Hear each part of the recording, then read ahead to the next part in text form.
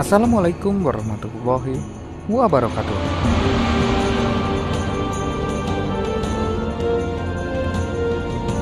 Bicara soal penguasa Mongol, kebanyakan orang akan langsung merujuk kepada Genghis Khan.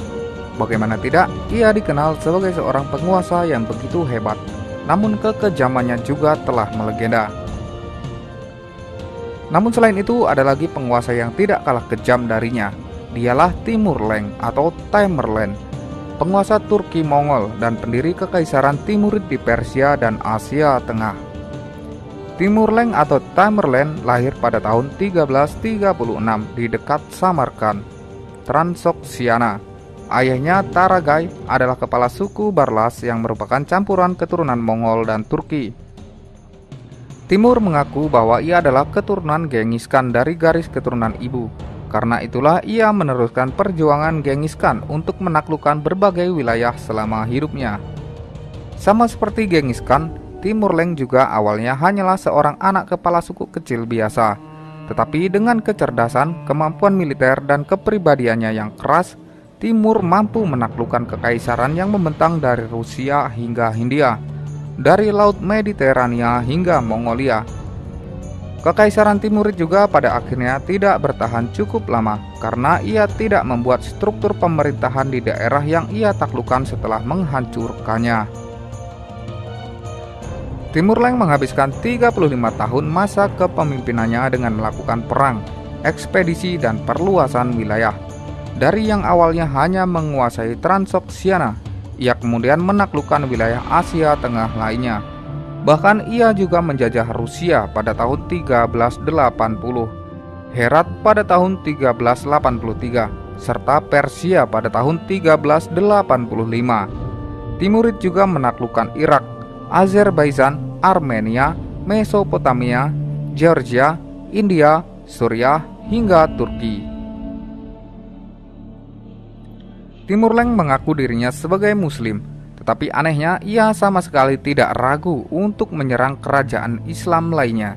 Ia bahkan mengirim pasukannya untuk menghancurkan kota-kota Islam dan membunuh para penduduknya. Damaskus, Kifa, dan Baghdad adalah beberapa kota Islam yang mengalami kehancuran besar setelah Timur melakukan invasi.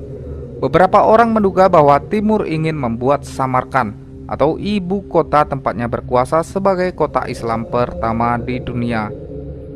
Sumber-sumber kontemporer mengatakan bahwa pasukan Timur Leng setidaknya membunuh 19 juta orang dalam usahanya memperluas wilayah. Meski tidak ada catatan pasti mengenai total angka tersebut. Saat melakukan invasi ke Khawarizmi, ia membunuh semua lelaki di kota tersebut dan menjebloskan para wanita ke perbudakan. Di Isfizar, ia menumpuk 2.000 orang dan disemen hidup-hidup ke dinding. Di Baghdad, 90.000 manusia dibantai dan kepalanya disemen ke dalam 120 menara. Ia juga dikabarkan mengubur hidup-hidup 4.000 orang Armenia di Sivas. Timur Leng menjadi sosok yang kompleks di dunia. Bangsa Eropa menyanjungnya karena berhasil mengalahkan Ottoman Turki yang saat itu sedang menyerang Eropa Timur. Kota-kota Asia Tengah juga berkembang di bawah kepemimpinannya, dan ia dianggap sebagai pemersatu negara-negara Islam yang belum pernah bisa dicapai oleh raja-raja sebelumnya. Meski begitu, beberapa negara Eropa lain juga menganggapnya sebagai ancaman. Apalagi ia memiliki ambisi yang begitu besar untuk terus memperluas wilayahnya. Kota lain seperti Baghdad, Damaskus, Delhi, Georgia, Persia, dan kota-kota Arab serta India justru membencinya dan dianggap sebagai orang yang sangat kejam. Makam Timur Leng terletak di Samarkand, Uzbekistan. Pada tahun 1941, Joseph Stalin memerintahkan untuk membuka makam tersebut.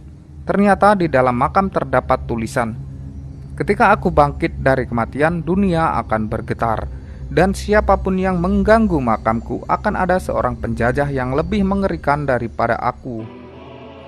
Meski begitu, makam tetap dibongkar dan mayatnya dikirim ke Moskow.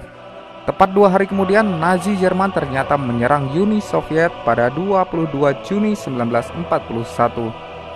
Setelah beberapa kali mengalami kekalahan, Stalin akhirnya memerintahkan Timur dikembalikan ke makamnya dengan upacara penguburan secara Islam. Ketika Timur sudah kembali ke makamnya, Jerman akhirnya menyerah dan Uni Soviet memenangkan pertempuran. Hingga kini pendapat tentang Timur Leng masih beragam.